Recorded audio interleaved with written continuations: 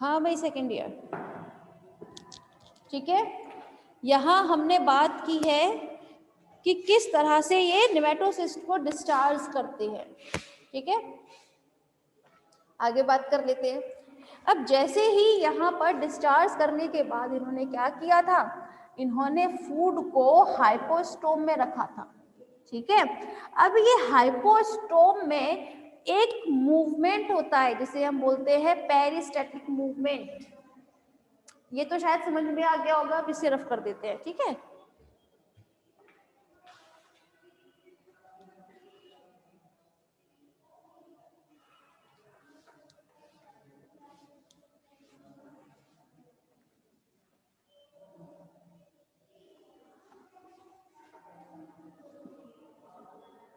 जरा ध्यान दीजिएगा।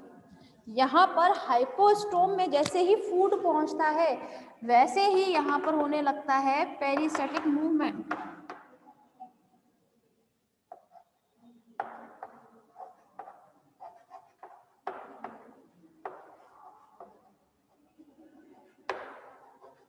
ठीक है, पेरिस्टैटिक मूवमेंट होने की वजह से ये जो फूड आपके अभी तक हाइपोस्टोम में था वहां से जाने के बाद पहुंच जाता है इसके गैस्ट्रोवेस्कुलर कैविटी में। यहाँ पे गैस्ट्रोवेस्कुलर जो कैविटी होती है ना, यहाँ पहुंच जाता है। अच्छा, यहाँ पर कुछ सेल्स प्रेजेंट रहती हैं। ठीक है, अभी यहाँ पे सेल्स जो है उन सेल्स में एक स्पेशलिटी होती है कि यहाँ पर ये सेल्स जो है वो स्यूडो सेल्स बना लेती हैं। यहाँ पर जो सेल्स है ना वो स्यूडो सेल्स बनाने में थोड़ी सी स्पेशलिटी रखती हैं। अब इनका काम क्या होगा ये बाद में पता चलेगा। ठीक है, अब यहाँ पर क्या होता है, हाइपोस्टोम में ये जो गैस्ट्रोवेस्कुलर कैविटी जो है, यहाँ पर जैसे ही फूड मटेरियल पहुंचेगा वैसे ही वहां पर क्या किया जाएगा, उस फूड मटेरियल को अच्छे से क्रश किया जाएगा अच्छे से। ठीक है, इसमें ये मूवमेंट होते हैं ना बकायदा गैस्ट्रोवेस्कुलर कैविटी में भी, तो मूवमेंट की वजह से उसको अच्छे से क्रश कर लिया जाता है।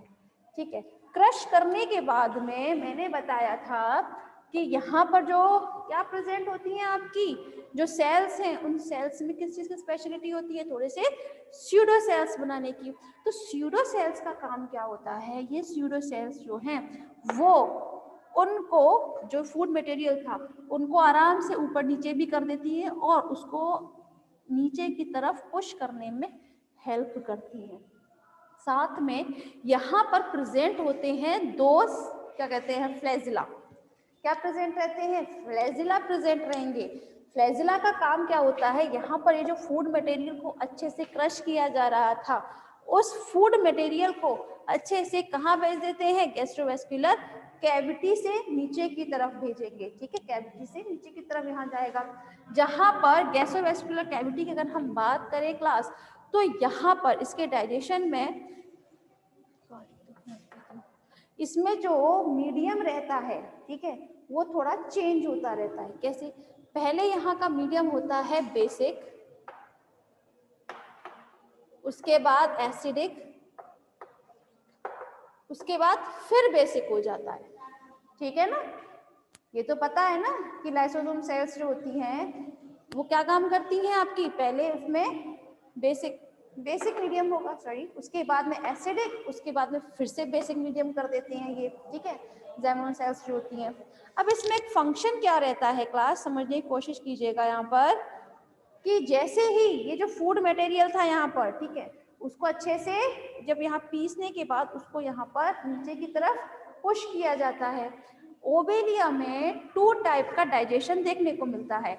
First is intracellular and second is extracellular. हम बात कर रहे हैं पहले इंट्रासेल्यूलर की। इंट्रासेल्यूलर मतलब ऐसा डाइजेशन जो सेल्स के अंदर होता है।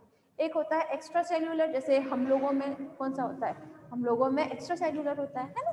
तो इंट्रा सेल्यूलर में तो ये स्ट्रेचेस, स्यूडो सेल्स, फ्लैजिला, ये सब मिलकर इसमें हेल्प करते हैं। लेकिन जब हम बात करें किसकी, इंट्रा सेल्यूलर डाइजेशन की, तो उसमें क्या काम होता है, जैसे यहाँ पर जो फूड मटेरियल था उसको अच्छे से क्या किया जा रहा था, यहाँ पर उसको वहां पर बहुत अच्छे से क्रश किया गया था। लेकिन यहाँ पर कुछ सेल्स होती हैं जिन्हें हम बोलते हैं जाइमोजिन सेल्स। क्या बोलते हैं, जाइमोजिन सेल्स। यहाँ ठीक है। यहाँ पे जो जाइमोसिन सेल्स होती हैं वो सेल्स क्या करती हैं, ये कुछ यहाँ पर एंजाइम सीक्रेट करेंगे जाइमोसिन सेल्स, ठीक है, जो इस फूड को किस काम करेगा, उसको थोड़ा सा डाइजेशन में वो हेल्प करते हैं एंजाइम, और जैसे ही वहां पे वो डाइजेस्ट होती हैं वैसे ही फिर वो नीचे की तरफ जाती है, ठीक है। और ये तो पता ही है आप लोगों को, भी बताया ही था कि अगर हम बात करें एजिशन के बारे में, यहाँ तो बात रही आपकी किसकी, डाइजेशन की। नेक्स्ट अगर हम एजिशन की बात करते हैं तो यहाँ पर कहीं पर भी एनस तो होगा नहीं, ठीक है ना, तो कोई एक्सक्रीटरी पोर होता है, सिर्फ एक ही पोर प्रेजेंट रहता है। सीलेंट रेट की अगर हम बात करते हैं क्लास, तो सीलेंट रेट का मतलब क्या होता है,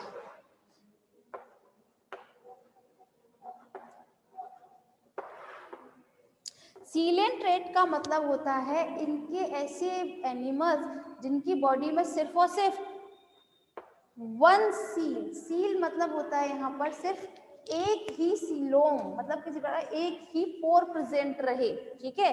जिससे इस तो इस टाइप के एनिमल्स किस में आते हैं, सीलेंट रेटा में आते हैं।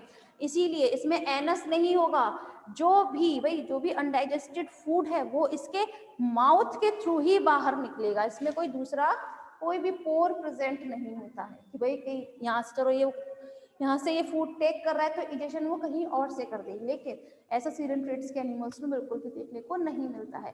ये चीज आप लोगों ने फर्स्ट ईयर में सीखी होगी, सीलेंट रेट का मतलब क्या होता है कि भाई किस तरीके से उसमें एनिमल्स आते हैं, है ना। तो सीलेंट रेट में इस टाइप के होते हैं, सिर्फ और सिर्फ उसमें एक ही कैविटी प्रेजेंट रहती है, जैसे हम बोलते हैं गैस्ट्रोवेस्कुलर कैविटी, यही तो है ना गैस्ट्रोवेस्कुलर कैविटी, बाकी कहीं पर भी आप लोग कैविटी नहीं देखोगे पूरे उसमें, ठीक है। तो इस सीलेंट रेट के एनिमल्स में वो सिर्फ एक ही कैविटी प्रेजेंट रहती है, गैस्ट्रोवेस्कुलर कैविटी। तो ऐसे एनिमल्स जिनमें सिर्फ एक ही कैविटी प्रेजेंट रहे उन्हें हम रखते हैं सीलेंट रेट्स में, ठीक है। तो अब चूंकि यहाँ पर सिर्फ एक ही कैविटी है तो यहाँ पर जो अनडाइजेस्टेड फूड होगा तो वो इजेशन के टाइम पर उस अनडाइजेस्टेड फूड को भी ये माउथ के थ्रू ही बाहर निकालेगा, ठीक है। क्लियर हुआ, सेकेंड ईयर क्लियर हुआ बेटा?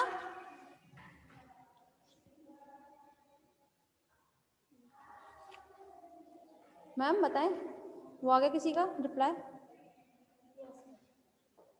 चलो ठीक है, फिर हम आगे बात करते हैं।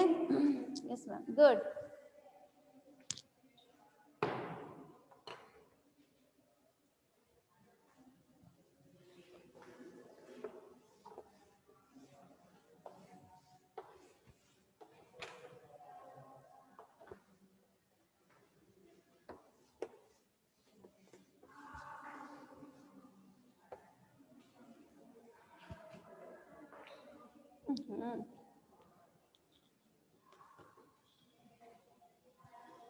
अब हम बात करेंगे न्यूट्रिशन इन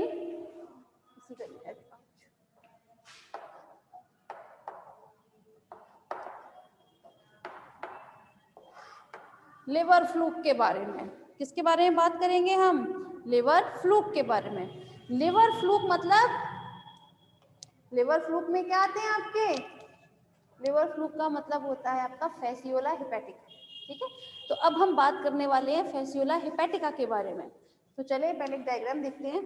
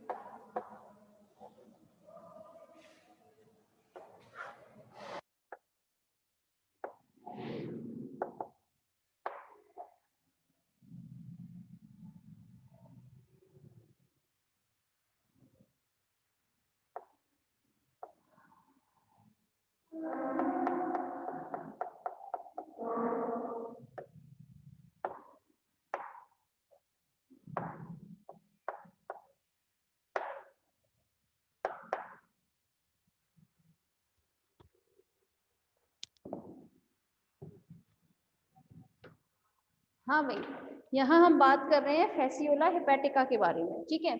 आप लोग जानते हैं फेसियोला हेपेटिका किसमें आता है, फाइलम प्लेटीहेल्मिन्थीज में। प्लेटीहेल्मिन्थीज की अगर हम बात करें तो प्लेटीहेल्मिन्थीज का मतलब क्या होता है, फ्लैट वॉर्म्स। प्लेटी मीन फ्लैट और हेल्मिन्थीज माने वॉर्म्स, तो मतलब इसमें आते हैं आपके फ्लैट, एकदम फ्लैट वॉर्म्स आएंगे, ठीक है। अगर हम फेसियोला की बात करते हैं तो ये लाइक लीफ लाइक स्ट्रक्चर ये होता है, ऐसे लीफ होती है ना पत्ती, तो बिल्कुल पत्ती नुमा शेप होगा इसका, ठीक है। लीफ लाइक स्ट्रक्चर का होता है, और क्योंकि प्लेटीहेल्मिन्थीज में है ये, तो नाम से पता चल रहा है it is a liver fluke. Fasciola hepatica तो इसका खैर वैसा नाम है, जूलॉजिकल नेम। तो अगर हम बात करें तो ये कैसा होता है, इट इज अ एंडोपैरासाइट।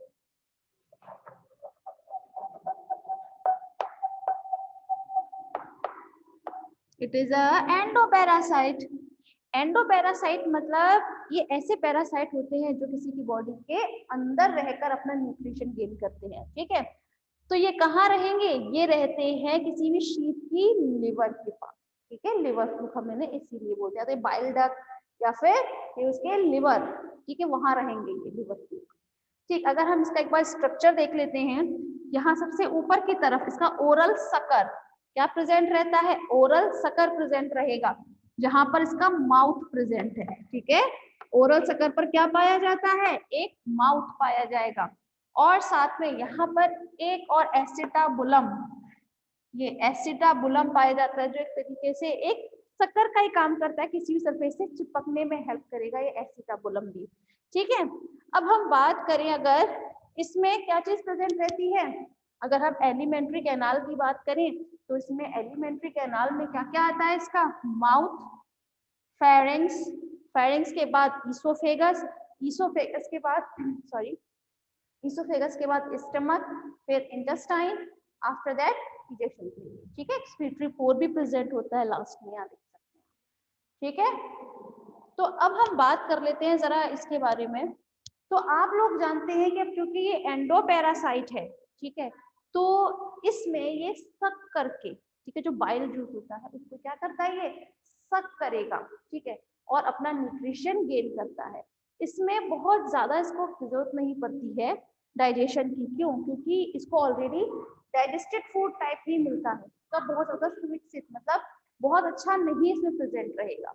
लेकिन यहाँ पर इसमें कुछ फोल्ड्स प्रेजेंट रहते हैं, ठीक है। क्या प्रेजेंट रहते हैं, फोल्ड्स प्रेजेंट रहते हैं, जो क्या काम करते हैं, इसके इस शक्कर के थ्रू जो भी ये फंक्शन करता है उसमें थोड़ा सा इसका सरफेस बढ़ा देते हैं ये विलाई। जैसे आप लोगों ने सुना होगा इंटेस्टाइन में ये जो विलाई का फंक्शन क्या होता है, ये इंटेस्टाइन का सरफेस बढ़ा देते हैं किसी भी चीज को एब्जॉर्ब करने में, है ना। आप लोग जानते हैं ना इंटेस्टाइन में सॉरी विलाई प्रेजेंट रहते हैं लाइक दिस, ठीक है ना, मैमल्स के उसमें। तो वो क्या करते हैं, यहाँ से कोई फूड मटेरियल जाता है तो यहाँ पर इसने क्या किया, इसका ये सरफेस बढ़ा दिया है इन विलाइज ने, ठीक है।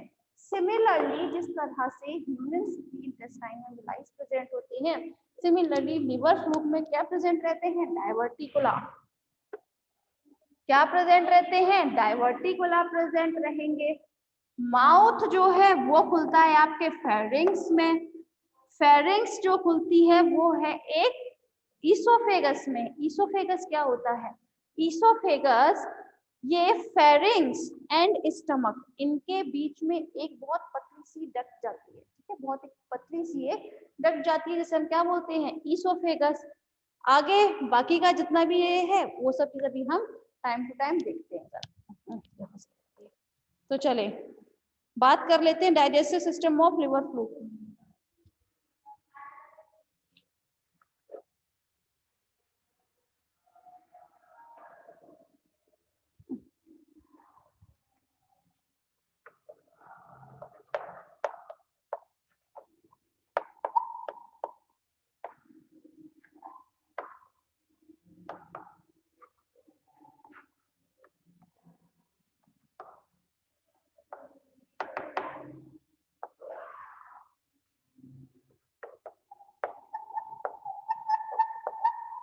अगर हम माउथ की बात करते हैं तो माउथ जो है वो ओरल ये जो ओरल चैम्बर है इसके एंटीरियर पोर्शन पर प्रेजेंट रहता है, ठीक है। माउथ जो है वो कहाँ प्रेजेंट रहेगा, इस ओरल सर्कल मतलब जो ओरल चैम्बर है इसके एंटीरियर वाले पार्ट पे प्रेजेंट रहेगा। लेकिन अभी थोड़ी देर पहले ही बताया था माउथ कहाँ खुलता है, ये एक फेरिंग्स में, ठीक है। कहाँ खुलेगा ये फेरिंग्स में खुलता है। और ये फेरिंग्स खुलती है ये नीचे की तरफ एक डक जाती है जिसे हम क्या बोलते हैं, ईसोफेगस,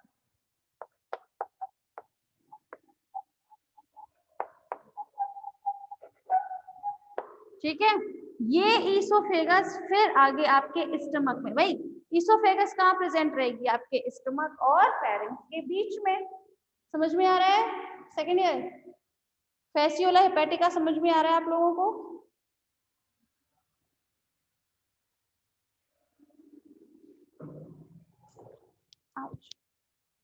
मैम बताएं जरा, ठीक है ठीक है।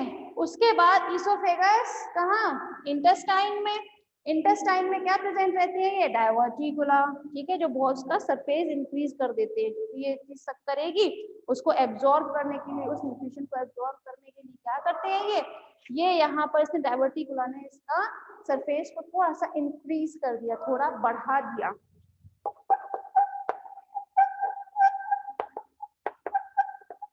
ठीक है। लेकिन इसमें खास बात क्या होती है क्लास, कि ये इस टाइप का फूड एक्चुअली सक करते हैं जिसमें से कुछ भी अनडाइजेस्टेड फूड बचता ही नहीं है, ठीक है। अनडाइजेस्टेड फूड जो है वो इसमें बचता ही नहीं है। लेकिन अगर सपोज करो बच भी जाए, ठीक है, अगर इसमें से कुछ थोड़ा बहुत बच भी जाए तो ये क्या करती है, अपने जो पेरेंकाइमल सेल्स होती है, ठीक है, उनमें ये थोड़ा स्टोर्ड कर लेते हैं, ठीक है ना, उसमें उसको बाद में डिस्चार्ज करेंगे, किसकी मदद से, जो आपके पेरेंकाइम सेल्स होती है ना उस, ठीक है। तो यहाँ ये बात हो गई आपकी न्यूट्रिशन इन लिवर फ्लूइड, ठीक। कोई कंफ्यूजन है तो आप पूछें।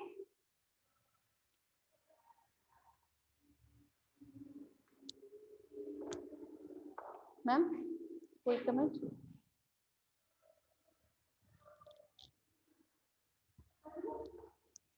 चलिए ठीक है फिर, अच्छा नो चलो ठीक है फिर, इसके आगे फिर हम कल बात करते हैं मैम।